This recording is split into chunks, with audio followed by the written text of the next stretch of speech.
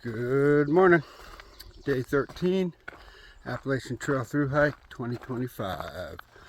I left a punch bowl shelter about 7:30 this morning, so about an hour and 15 minutes ago. Headed up to cow pen shelter. It's about 16 miles.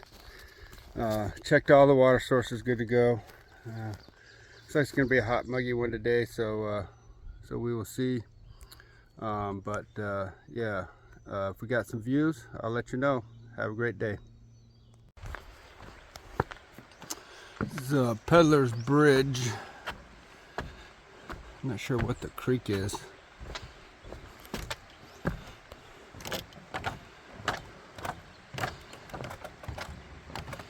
Obviously a swinging bridge.